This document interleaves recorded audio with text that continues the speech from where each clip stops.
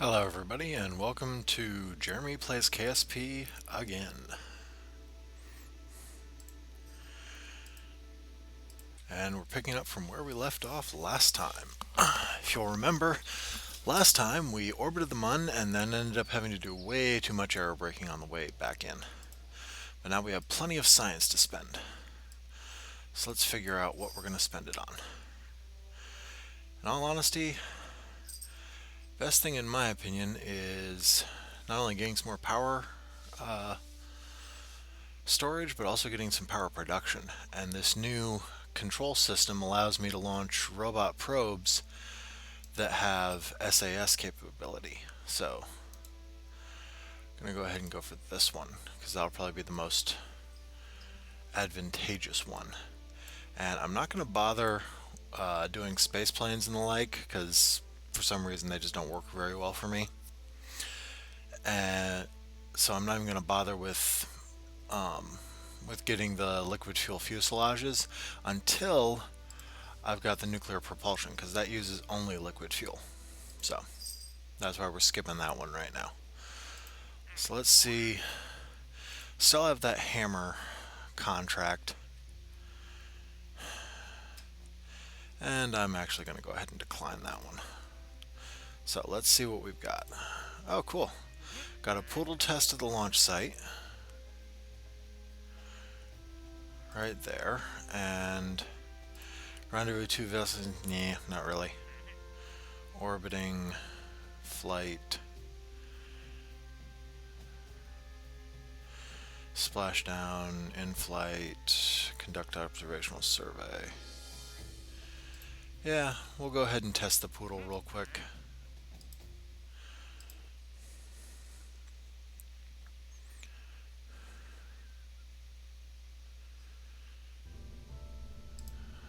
Let's see what we've got here.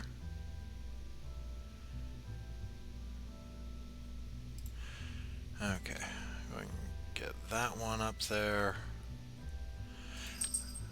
Actually, no. Unfortunately, since I've already started, then there we go. I got that sucker, and then we're just going to pop the poodle right onto the bottom of it because that's all that we need for this test. This is going to be T4, I believe. So save and launch, and this will be enough for us to test the poodle, which of course gets a little bit more money and a little bit more rep and other such things. Oh yeah, okay. And now we've got that sucker tested, little science, little rep, a little bit more money.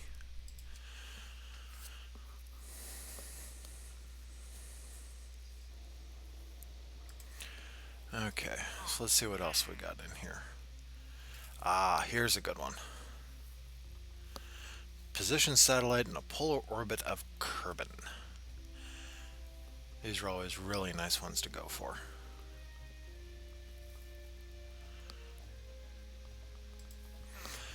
So we'll go ahead and go for that one. And then I'm going to go to the tracking station and figure out, yeah, you can see exactly what that polar orbit looks like. So as soon as I get up a little bit, I'm going to need to turn north to actually meet that particular orbit. Okay, so let's start designing this little thing. Okay, completely new. Gonna go for that one because this is a robot probe. And let's see, okay, build a new unmanned probe that has an antenna and can generate its own power. So, gonna put on 4 photovoltaic cells there. And then, gonna pop a couple of batteries on here just to make sure that it has plenty of energy storage. After that, we need an antenna. And we only need one.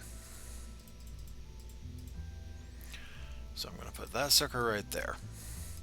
But also what I'm going to do is, I may run into contracts later that ask for scientific data from around Kerbal.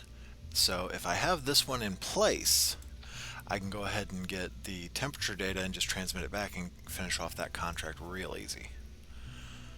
Okay, next things next is we're going to need some command and control function. So we'll go ahead and put in a couple of inline wheels. Then we're going to want to be able to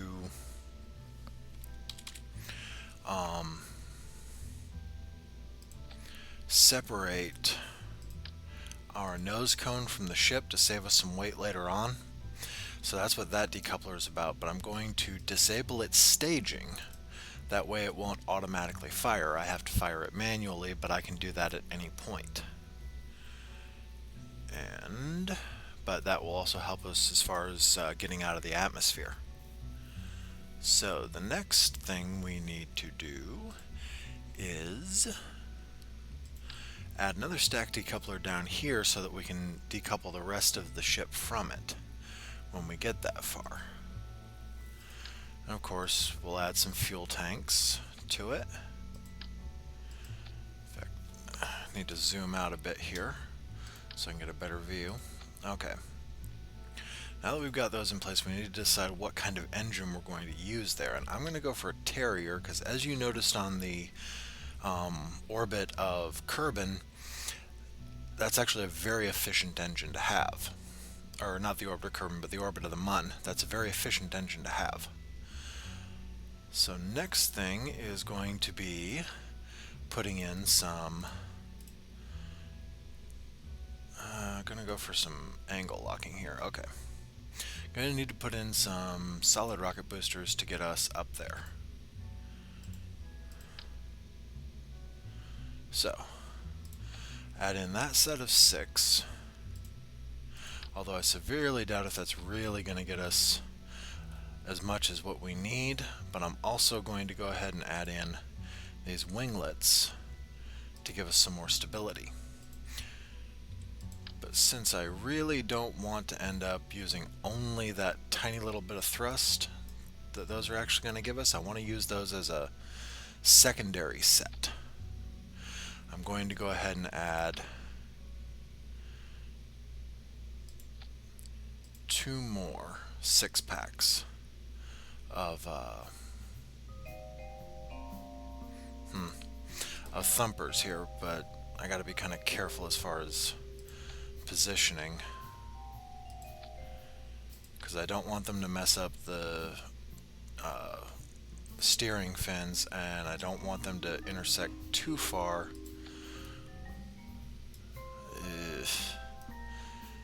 We'll see if that'll work.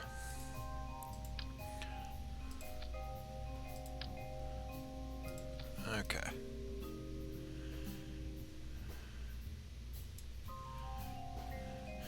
I know, there's probably some engineer watching this video going, "What are you doing, you idiot?" Okay. So now that we've got all that in place, this thing is going to be floppy as all get out. So of course, we add some of our friendly strut connectors all over the place here.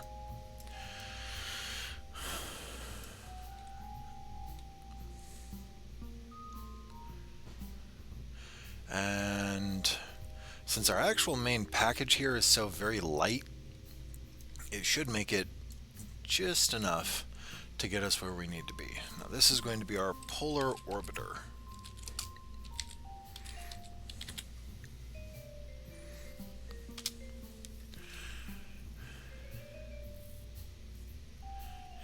And since the base of this is so weird, I'm going to go ahead and add in these supports so it holds it up off the ground and I don't have to worry about it tipping over while it's on the ground. And hopefully those strut connectors will be enough to keep everything nice and rigid. So, let's go. And of course now it weighs too much. So we've got to go out here and upgrade our launch facility, but this is the last upgrade we need to worry about there.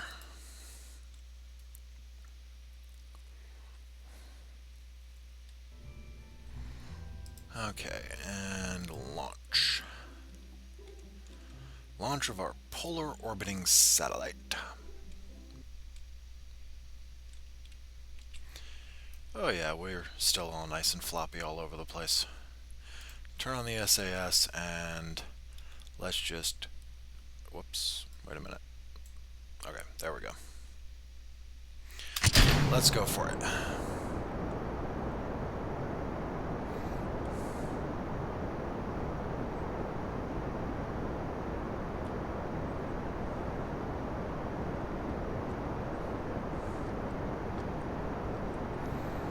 I'm trying to pitch a little bit to the north here, just to start getting our orbit in place.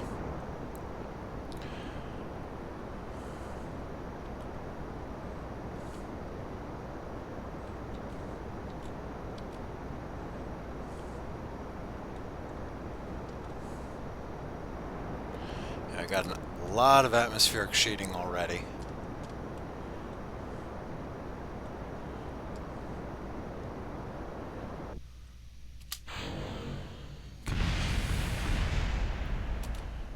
Drop that stuff off. Apoapsis still kind of sucks. So I'm going to angle us a little bit more to the north and fire off our next stage.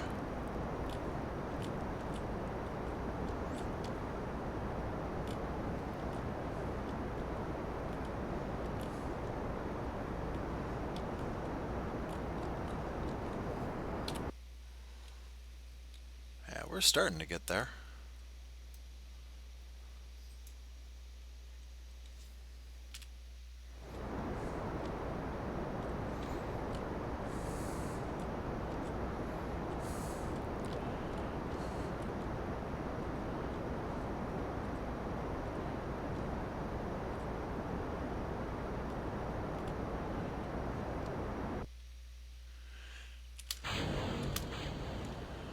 Okay, get us clear of that stuff and able to maneuver. Now we just kind of need to wait for apoapsis so that we can start adjusting our orbit to where it's actually in orbit. Yeah, we're 68 degrees off of where we need to be, but that's fine. But I am going to go ahead and warp to there.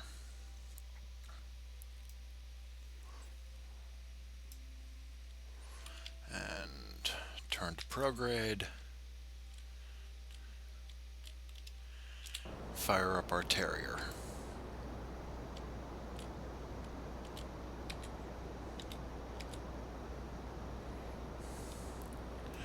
Yeah, the one thing about a polar orbit is it's always going to be a little bit weird from everything else you've pretty much been doing up until this point.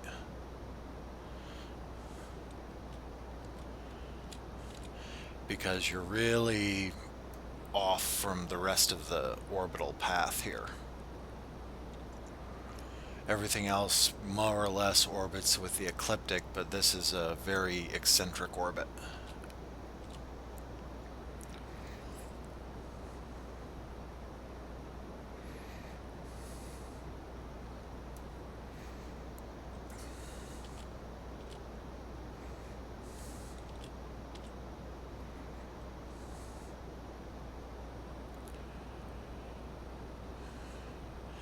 And we are slowly but surely making it there.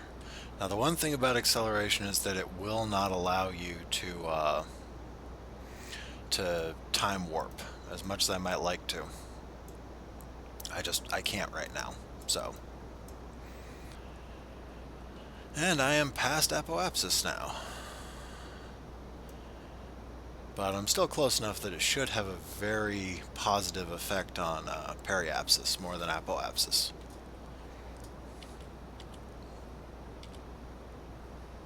Just trying to hold prograde until I can get enough of an orbit going on here.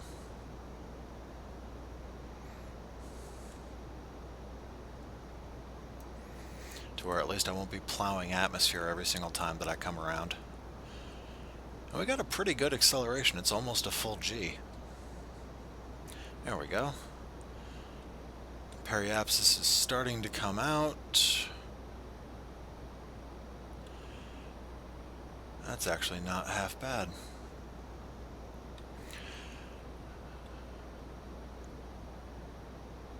Okay.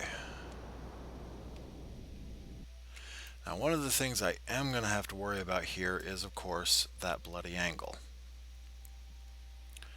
So, what I want to do is I literally want to twist the entire orbit around this way. So, let me see. Add maneuver. Will that do it the way that I want it to do it? Yeah, that looks to be about right. I'm just going to have to chase anti-normal for a while. Okay, so let me get that up there.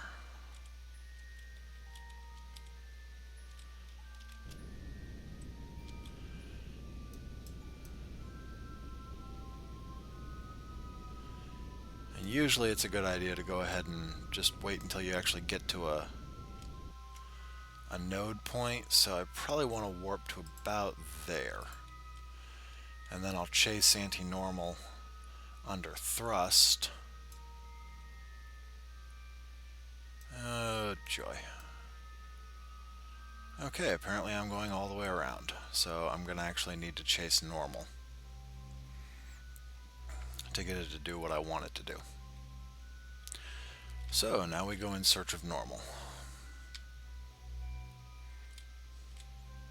There it is.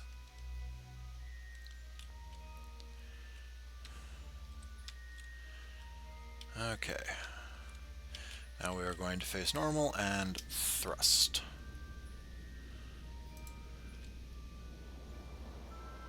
Yep, there we go. We're starting to line our orbit up with the orbit that we want.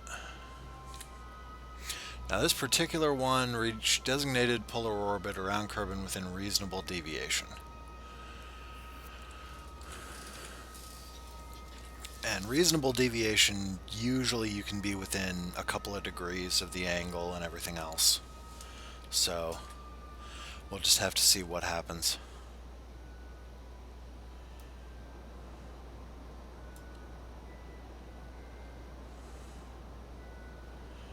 I remember one time I was doing one of these and I accidentally ended up going the wrong way. So I had to stop my orbit entirely and reverse it, and that took me so much fuel.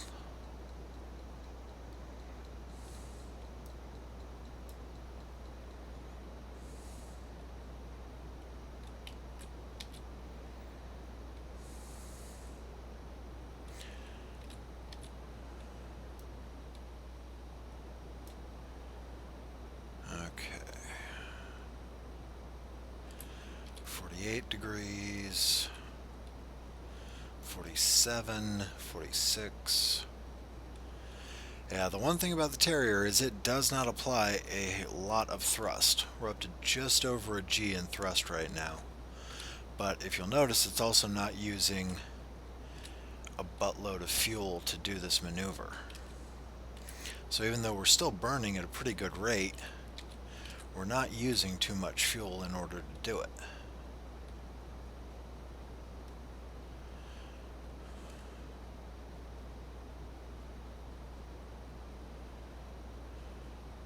And since I'm doing it at a node, I should still be able to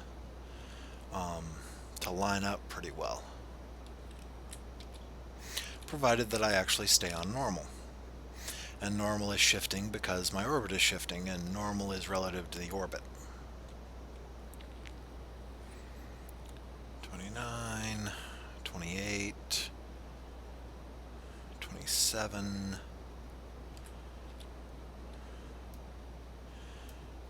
25. Come on now.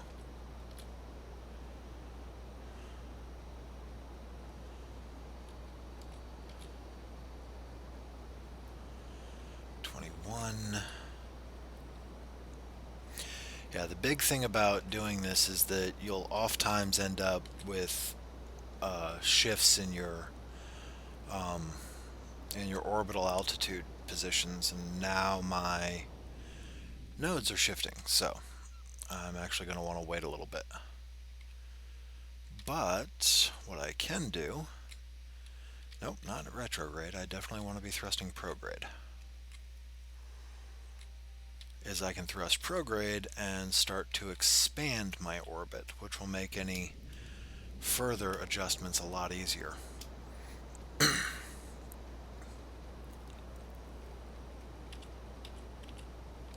Because the nodes will actually be closer to what I'm looking at there, or closer to my orbit.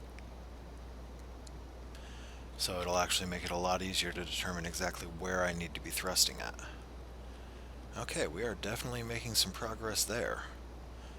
And a lot of it without even having to burn too much. And that's not bad right there. So now what I really need to do is come around to here.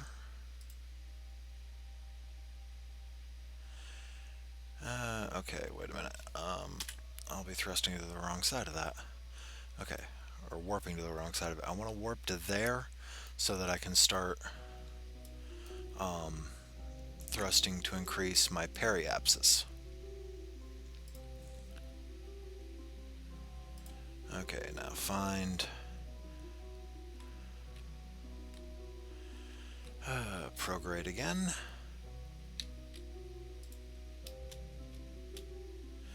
And of course I can't do that without the panel up.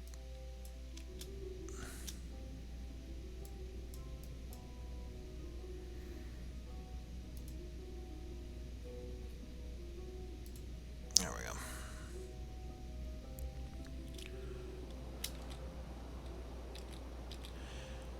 And now we are definitely getting a good bit of advancement in our periapsis here.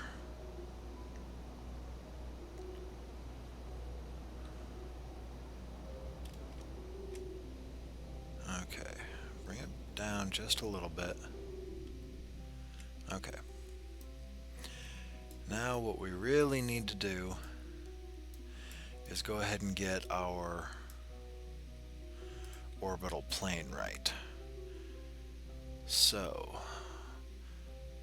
I'm going to want to warp there, and then I'm going to want to thrust normal, I believe, in order to finish adjusting the orbits so that the axes are right.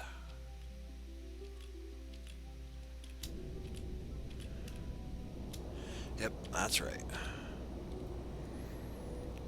12, 11, 10, 9, 8, 7, 6, 5, 4, 3, 2. Come on now. Yeah, I'm past the node now. 1. Yeah, the further away from the node you are, the more it's going to mess things up. Now, one of the things I definitely need to consider here is trying to get my orbit back to there, but instead of warping to there and thrusting retrograde and warping to there and thrusting prograde, I need to consider a way of just shifting the orbit. Like that. See what I mean? But now that I know which direction I need to be thrusting, I can just, for the most part, eyeball it.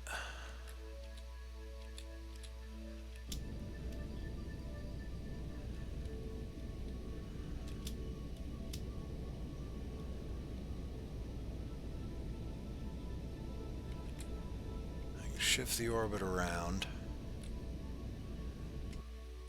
And now all that I really need to do is add a little retrograde and then probably finish adjusting that if I need to. I may not even need to.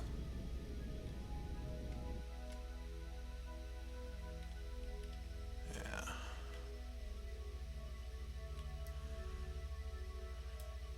And one of the nice things about having them actually set up in the right plane is it really can give you a better visual representation of how far off your orbits are.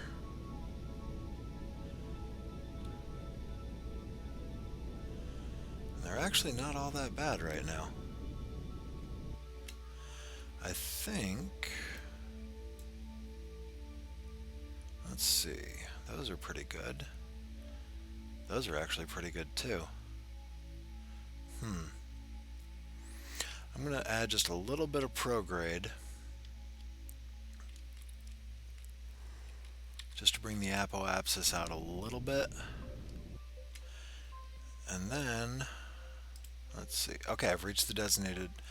Oh, that was good. I completely forgot about having the mystery goo unit. This is why you read the missions carefully. Revert flight. That was brilliant, Jeremy. Let's try this again now. Okay, so first things first is we need to add a mystery goo container. There we go. Now, hopefully, we won't end up completely and utterly screwed over when we try to launch this time. One can never be entirely sure. Okay, yeah, the only thing I was missing was the mystery goo container. So, save, launch.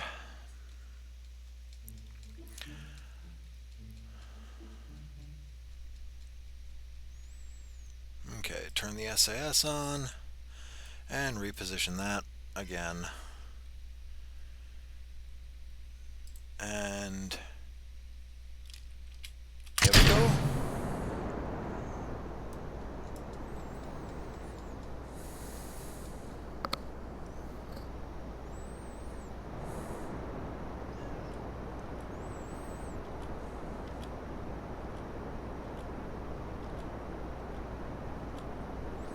And yeah, I probably should wait until, simply turning north will perfectly line me up, and it would save me a lot of fuel later on, but,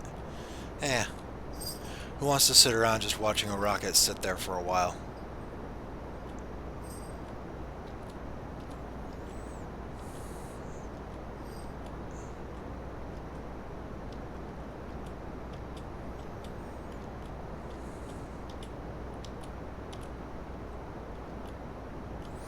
Yeah, getting a little bit of shimmy because I'm maneuvering and everything.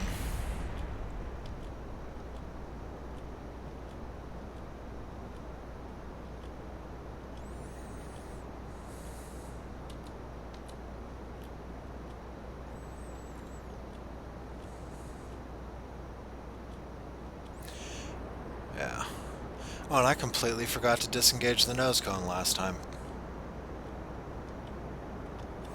So that was extra weight I was carrying around.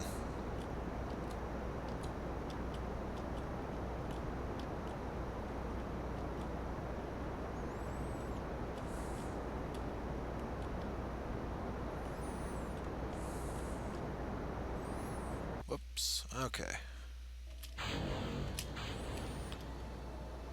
Get us free of that part. And we're up above the atmosphere now, so I'm going to go ahead and decouple that. And voila, we have made space. Okay.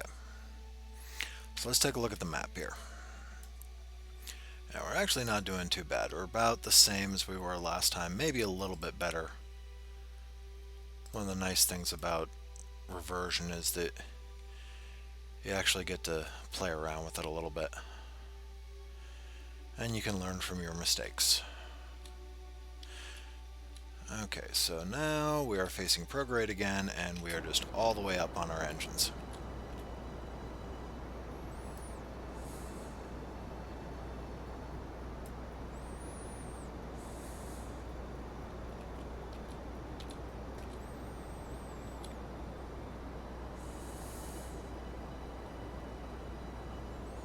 Hey, I'm actually gaining a little bit of time on the apoapsis here. Guess I started early enough.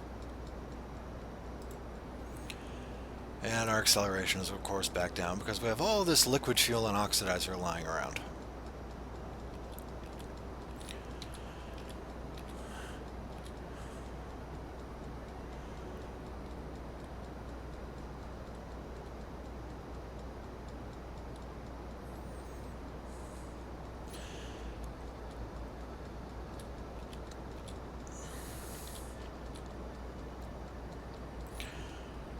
on. Give us orbit. Give us an orbit. Must have orbit. Must have orbit.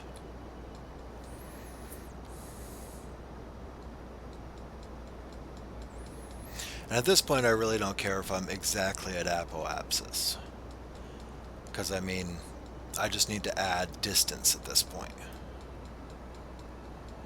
So that it will eventually peek out the other side of the planet and give me a proper friggin' orbit.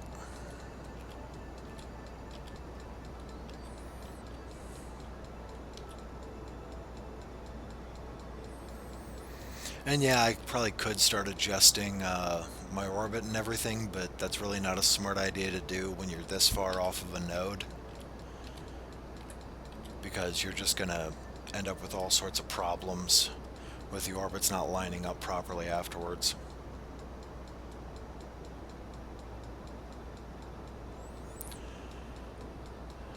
Yay!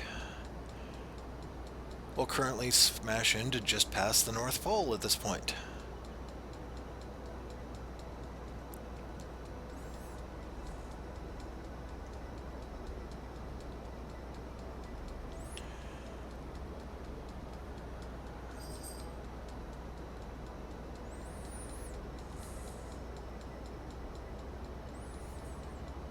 Okay. 8 million. Periaps needs to be what? About 6 million? 6.5? Yeah. I'm going to go ahead and just let it stretch this orbit out a little bit more.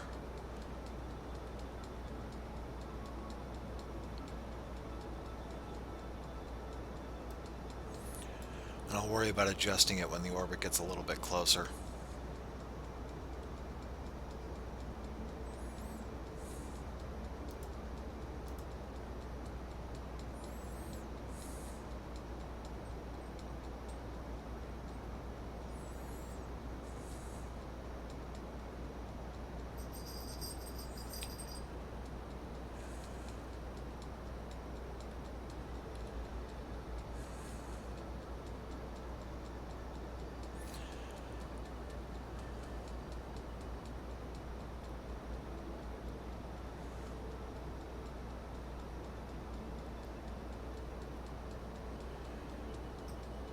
Okay, I need an apoapsis of just over 8 million. My periapsis is actually still going up, so it's more or less coming up to meet me at this point.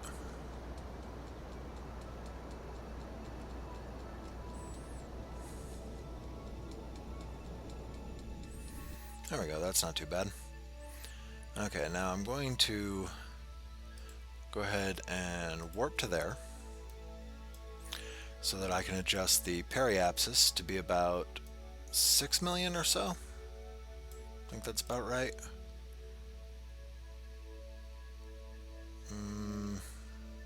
Yeah, my periapsis needs to be just over 6 million. So once again, we go and we find prograde.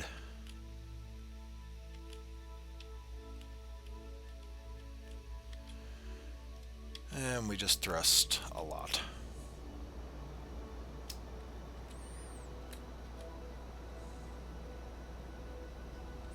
And of course we're adding to our apoapsis, but we'll adjust everything, we'll fine-tune everything a little bit later. So one of the nice things about this engine is that it can be used for a lot of fine-tuning.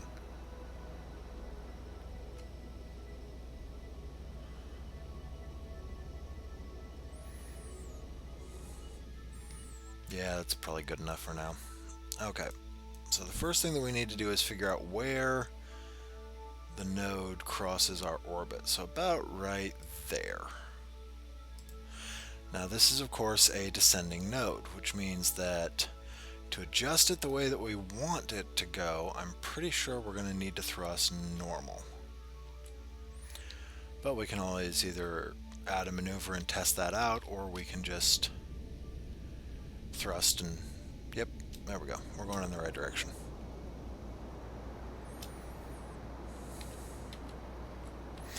Now remember, normal is going to move because you are adjusting the axis of your orbit, so you're actually going to have to chase normal for a little while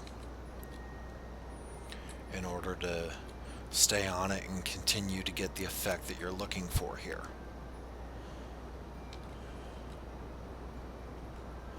And effectively, we had a polar orbit, we just didn't have the exact polar orbit that it wanted. So, we're going to have to keep on chasing normal until we get a lot closer.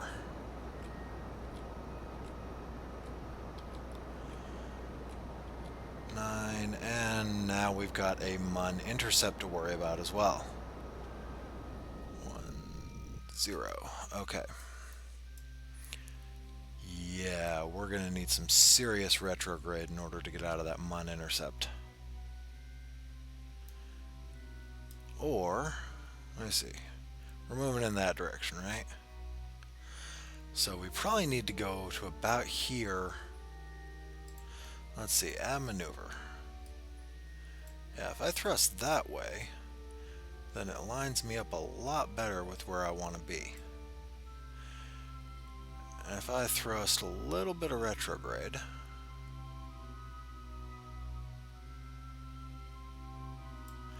it's not too bad either.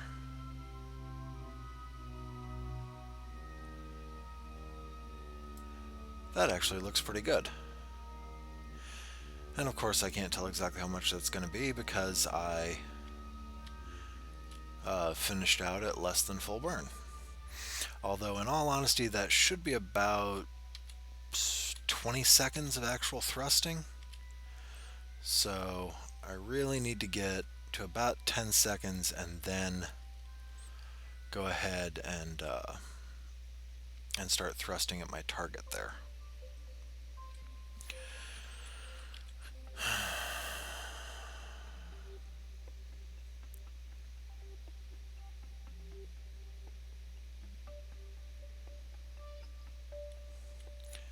Six, 5, 4, 3, 2, 1.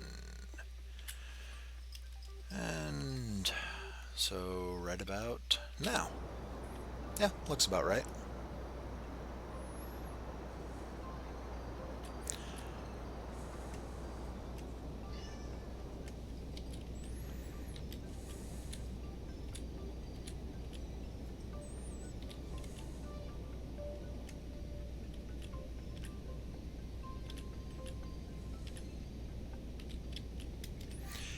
Yeah, okay. So now we can go ahead and remove that maneuver. Let's see, okay. So we just need to maintain stability for 10 seconds and we'll have this contract in. There we go. Woohoo, we did it. And they pay us 90,000, which is twice what we spent on the probe. We get some reputation and some science as well. So, always cool. And now we have this wonderful little polar orbiting satellite, which can transmit all sorts of fun science back to us. See what happens if we observe some mystery goo here. We can get 0.4, so why not? Transmit data.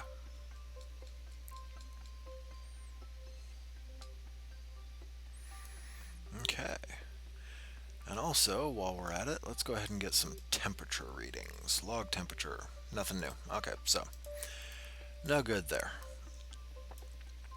But what we can do is head back to the Space Center and figure out what we're going to be doing next.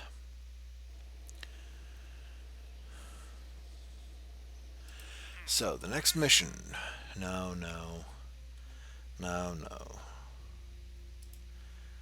And we've got another one of those. What I'm mainly waiting for here is the next storyline mission to open up, which I think requires a certain reputation.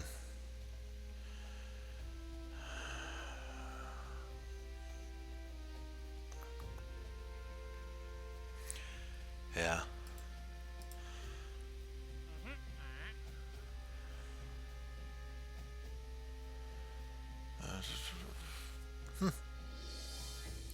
Looks like an even simpler one than the last one.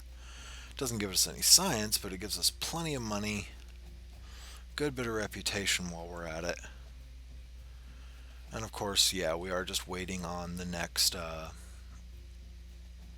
real mission in the storyline to open up here. And of course, we have to prove ourselves in order to do that. Okay. So I can pretty much use the exact same setup as last time, only I can actually take the goo canister off. So that will save us a little bit of weight. And then just Polar Orbiter 2, save, and let's make sure that our staging is right this time before we go trying to launch this thing. Okay. And save, launch.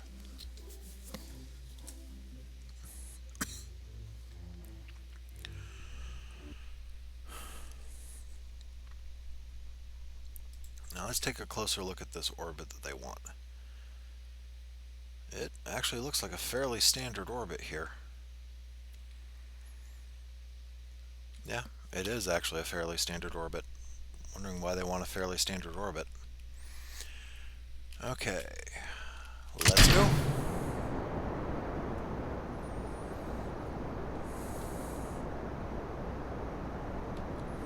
Okay, gonna start shifting a little bit to the east, because that's the direction we need the orbit to go in anyway. At least it's not a retrograde orbit. Those are always harder to pull off.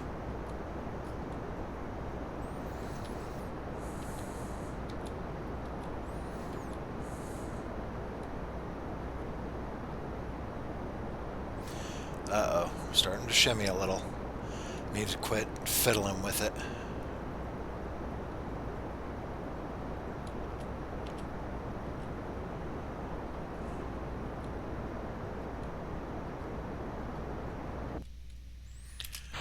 Okay, drop those.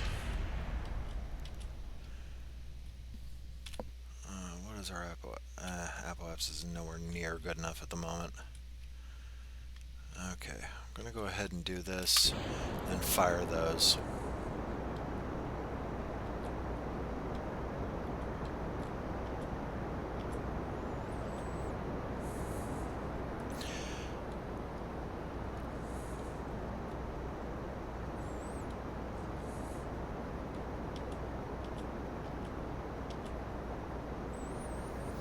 Okay, we're definitely starting to see some atmospheric heating. But not for long.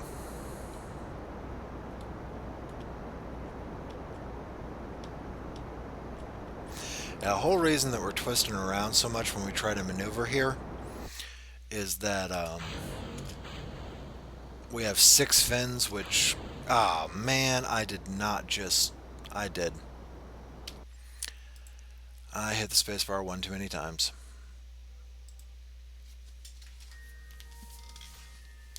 As I was saying, the whole reason that we were twisting around so much there is that we actually have 6 fins on this thing, as opposed to just 4, which would give us a fairly balanced and standard aerodynamic shape. And as those fins twist, of course, it twists the entire ship.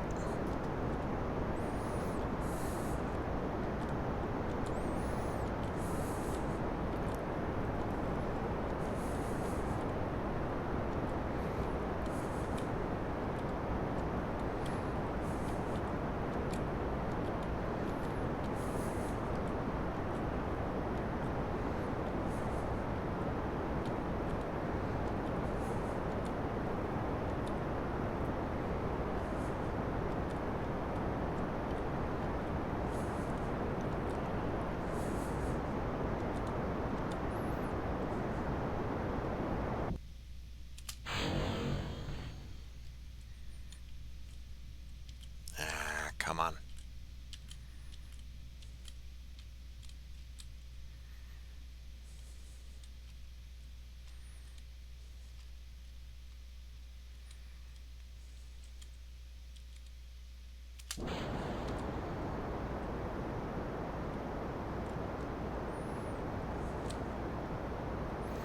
I may have tried to go just a little bit too far there. We'll see if we can't hold it, though.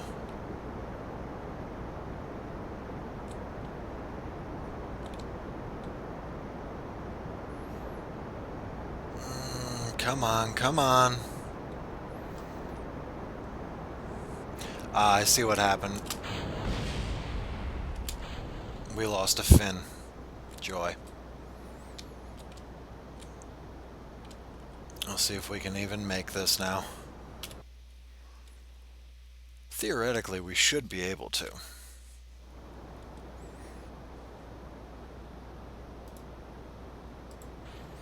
But we'll see what happens.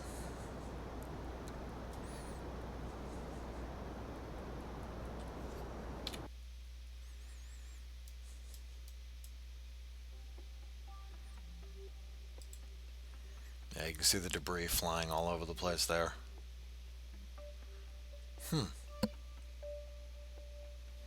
Okay, I've still got some of my Mun 2 stuff out there.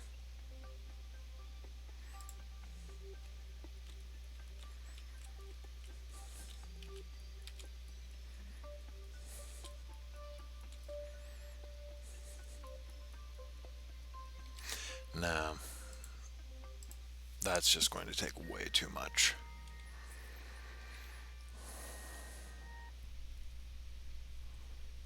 Okay. One more time. See if we can't make this work. Maybe I'll learn not to fiddle with it so much.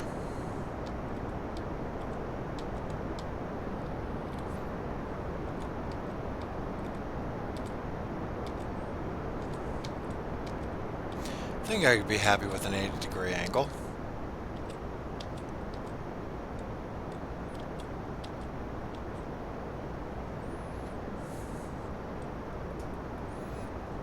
Nothing else, I think I should be happy with an 80-degree angle.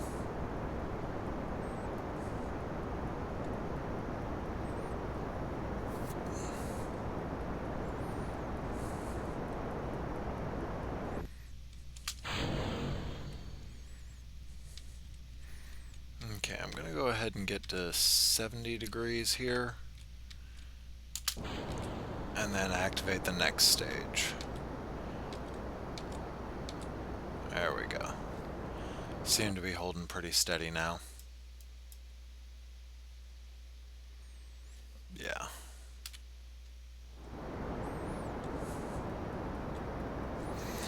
Yeah, sometimes you just gotta let it do its thing and not fiddle with it too much.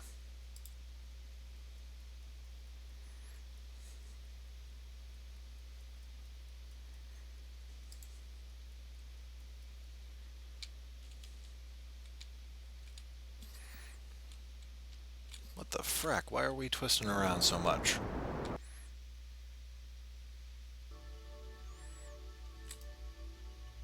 Oh, we still lost a thing there. Figures. Let's get clear of those things and start thrusting in the right direction again. But that still should have given us... Yeah, that actually gave us enough to go ahead and make it all the way out into this. So now I'm going to warp to there.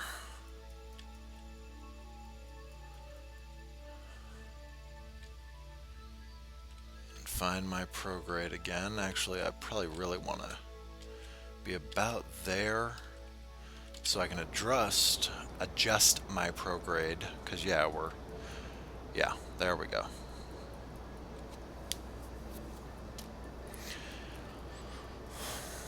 Because I really am looking at a pretty much equatorial orbit here. Exactly equatorial orbit here.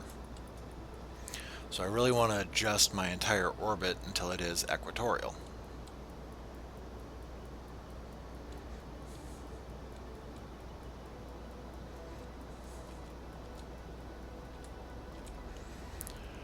Okay, and now comes the long part.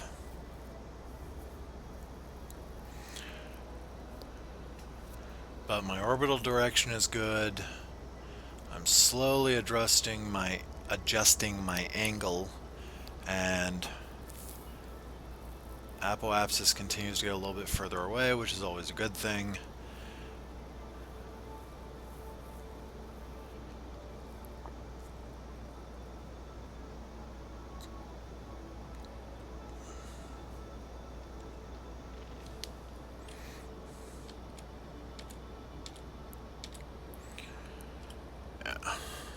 Not doing too terribly bad here. Could be a lot worse. Now eventually I'm going to want to stop adjusting that angle so that the two orbits still do cross, simply so that I can get the orbits adjusted properly later on. But in the meantime, I'm just trying to get myself to...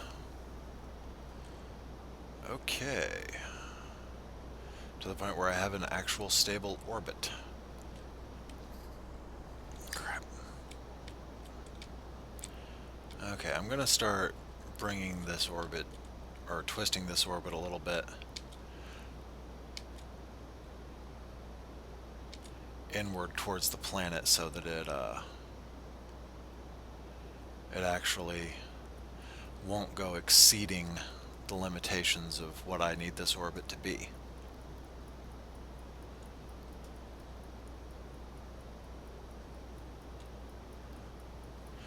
Because I need a periapsis of only 1.1 million meters.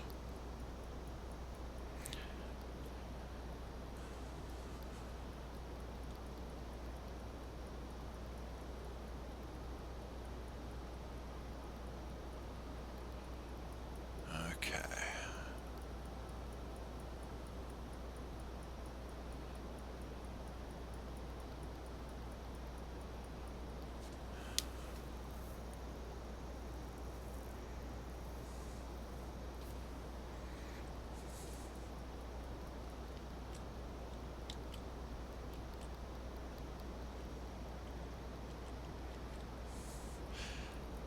Now the real thing about that is that, yeah, you'll start to see these twisting around even though I'm doing straight up prograde thrusting, simply because periapsis is going to be coming around towards me more, because I'm currently at the lowest point in the orbit, just about.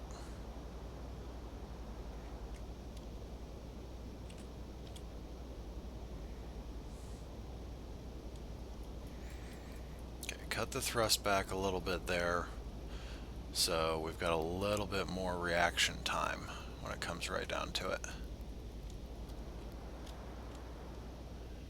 Yeah. Okay, not doing too terribly bad here, actually. Okay, the next orbital node that I'm going to hit is actually this one. It's going to be about right there.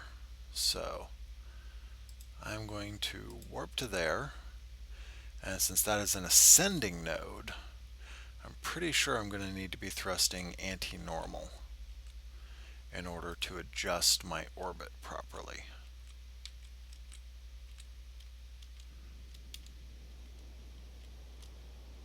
Yeah, there we go. Not doing too bad.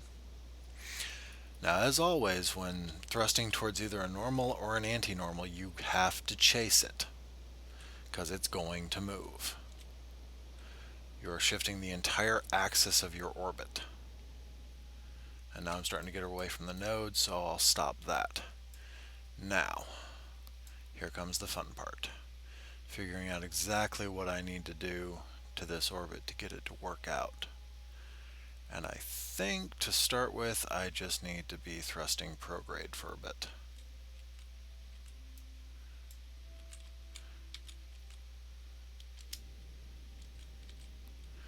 Because that should help as far as getting everything more or less lined up.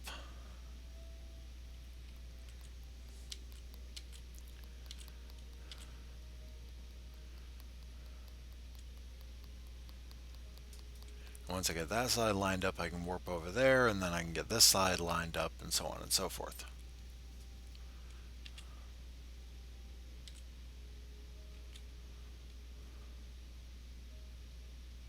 Although I might be able to do it all from right here, I severely doubt it. In fact, I wouldn't be able to. I wouldn't be able to get the this side of the orbit all the way out there, because that's where I'm starting from. Okay. It's almost there now.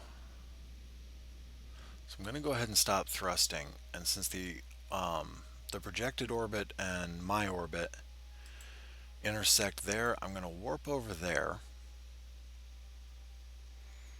which is actually going to have me facing almost retrograde. I'm going to find my prograde again, shift this around so I can actually keep an eye on things. And since this is the point that I really don't want to move, I'm actually at a good point for doing prograde thrusting here.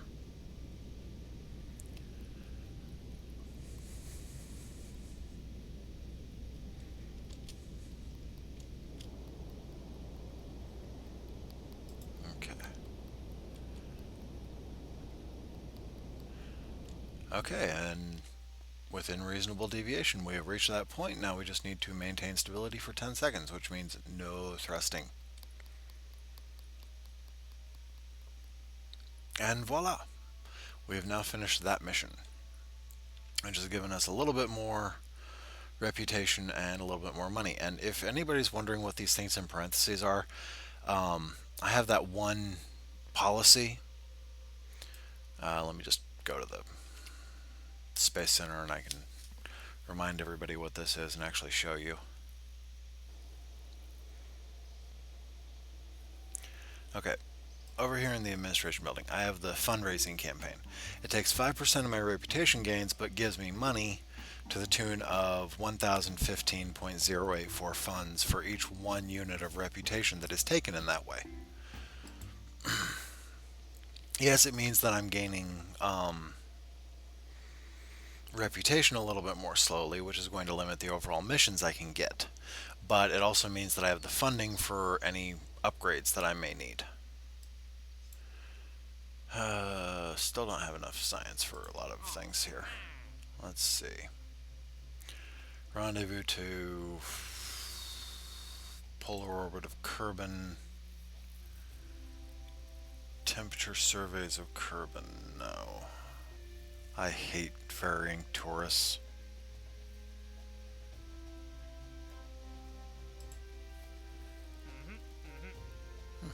Cool. That'll even give us a little bit of science, so we can test that. Land it at Kerbin, or at the launch site actually. And we'll go ahead and take another satellite. Requires that it has a materials bay. So, accept that contract as well. And the materials bay is pretty much just the really big, bulky SOB that's going to add so much frigging weight to this thing that it's not even funny. But I'm just gonna plop her on right there and be done with it. Okay. Yeah, materials bay is all that we need. Then reasonable deviation. Now the TT38 radial decoupler, that's literally the one that we've been using this whole time. Okay. And they just want me to test it at the launch site. So, you know what?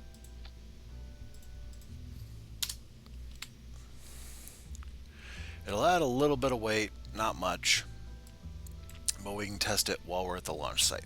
Just fire it all off at once. Okay. Oh yeah, this is going to be wonderful. Okay. Reach designated polar orbit. Let's see exactly what this polar orbit looks like.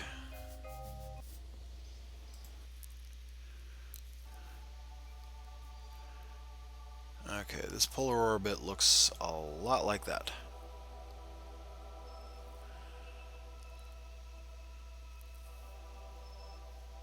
Okay.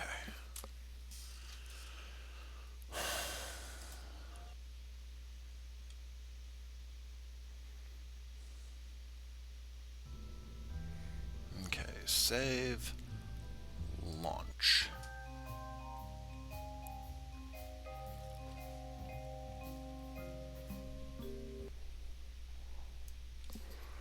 Okay, let's figure out where we are here. Okay, so from this position I could actually launch and turn south and be in a good position for this orbit. So that's exactly what I'm going to do. So turn the SAS on and kick everything up. And of course we got the one for testing out the radial decoupler there. I'm going to start turning south here.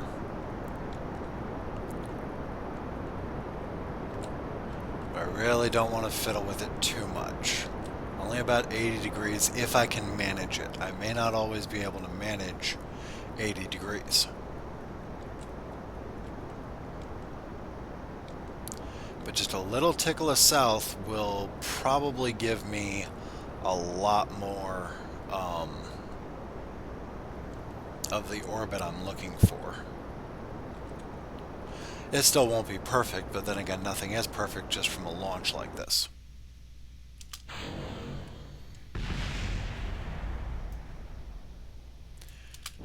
Okay, kick up the next group. Let's see, did we lose anything? Nope. We kept all 6 of them. Sweet. So we shouldn't have any terribly weird problems there. Okay, atmospheric heating is coming on. Still trying to get us around to 70 degrees on our prograde.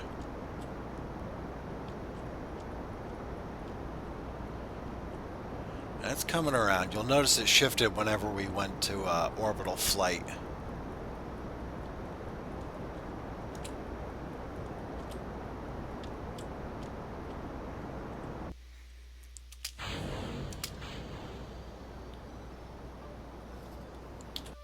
Okay, let's go ahead and get rid of those so we save a little bit more weight.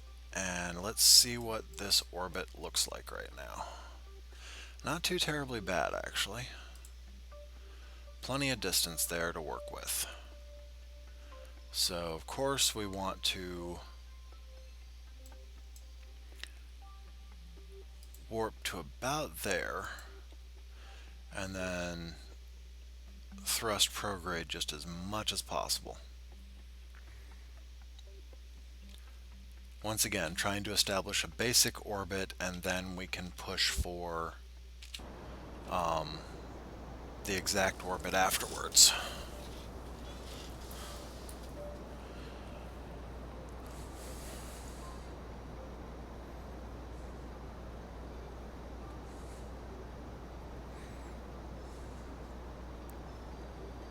Once again, not really caring that I'm adding a lot of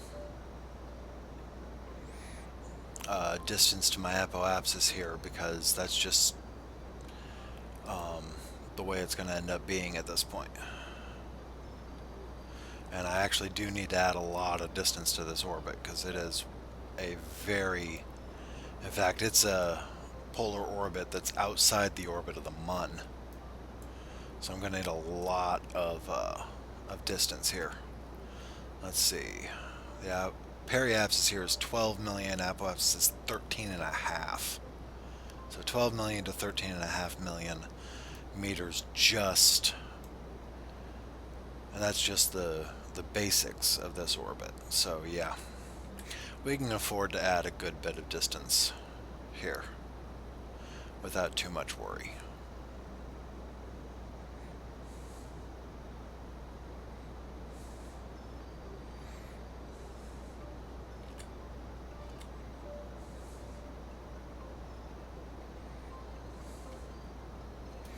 See how far our angle is off. Only about 22 degrees, so we're actually doing pretty good there.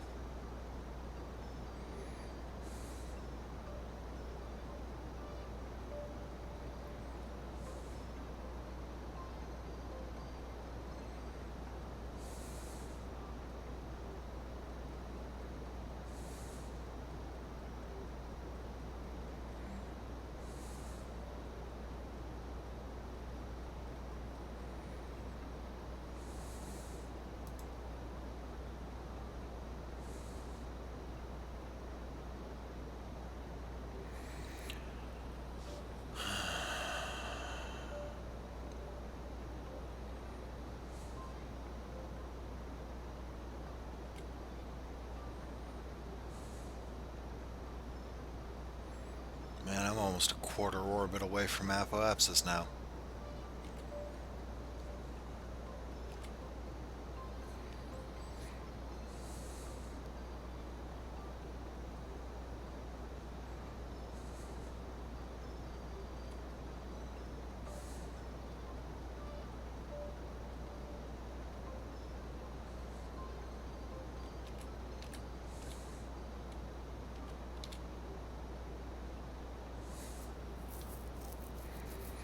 More than a quarter orbit.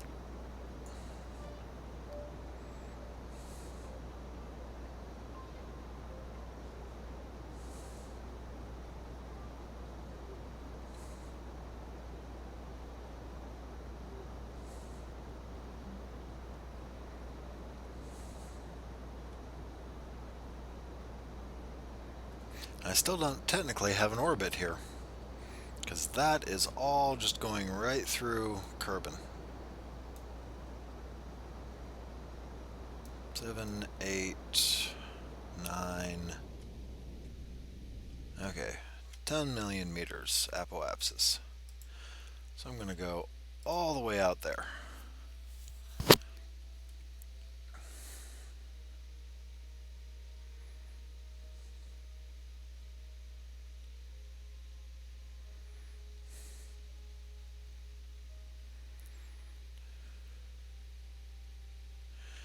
And then once again, I will find prograde,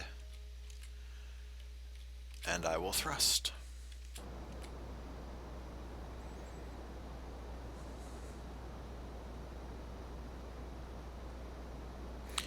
And there we go. Now we have an official orbit.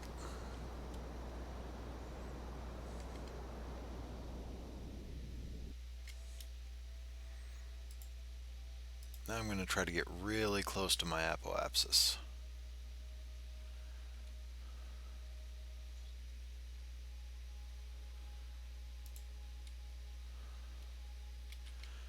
Once again, find prograde and thrust.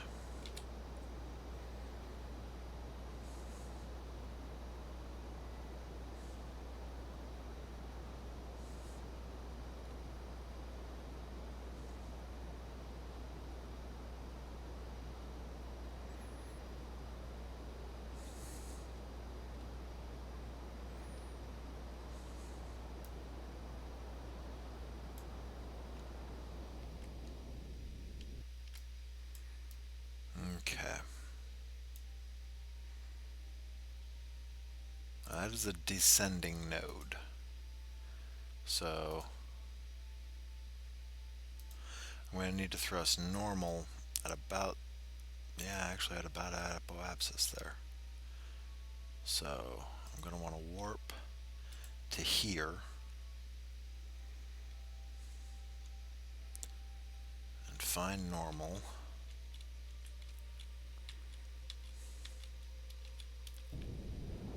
Start thrusting.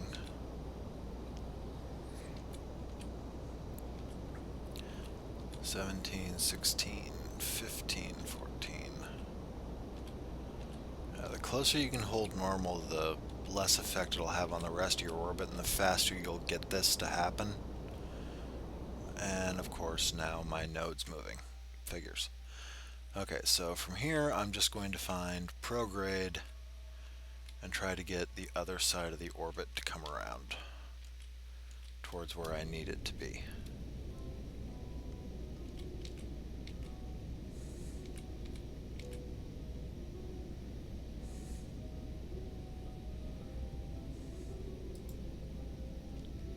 Okay.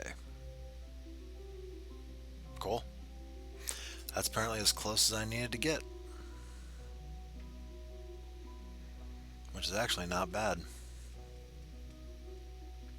I think this is actually the farthest space probe I've had from Kerbin so far.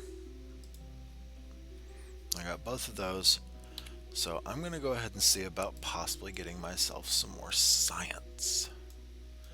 Let's see, observe the materials bay. I'm only going to get 1.3 out of it, but why not?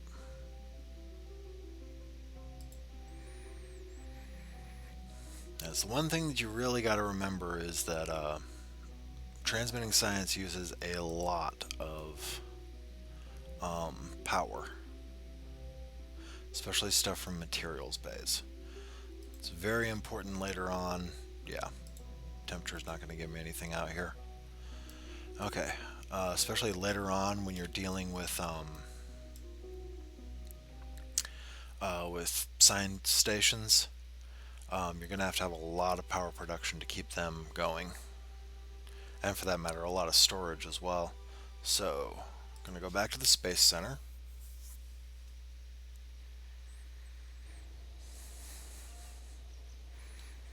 And maybe, just maybe, science data from the surface of the Mun. From space around the Mun. Okay.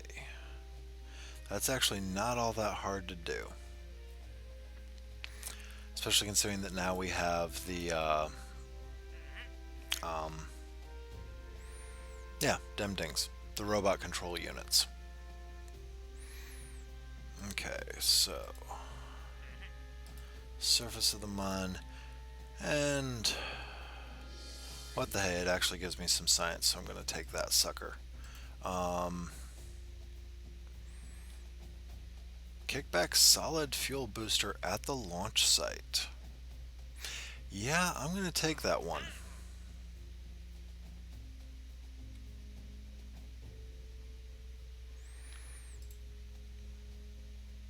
No. Well,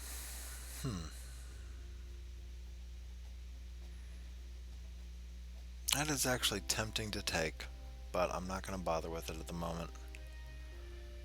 Let's see. Science data, surface of the Mun, space around the Mun, position of satellite in equatorial orbit of Kerbin, and test the kickback solid fuel booster at the launch site. Okay. Looks like a pretty good loadout for next time. So I hope everybody has had fun, especially considering that literally all that we did today was position 3 satellites. Yeah. That's the orbit that it wants, which is actually outside that of the Mun. That is so weird.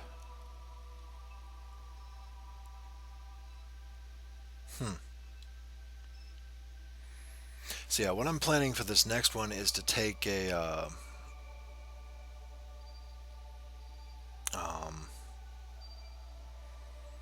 probe out to that orbit and then bring it back into the Mun. Get science data from around the Mun and then land it on the Mun. And as crazy as that might sound, it is very doable. Especially considering that it's going to let me use the kickback all that much earlier, which is always nice. So I hope everybody's had fun. I'll be back tomorrow with those missions and finishing them off. And take a look for this video on YouTube. It should be up in an hour or so. Also, like us on or follow us on Twitter, like us on Facebook. The links will be with the video on YouTube. And check out our Patreon page if you feel like helping to support us. Have a good one, guys. Bye.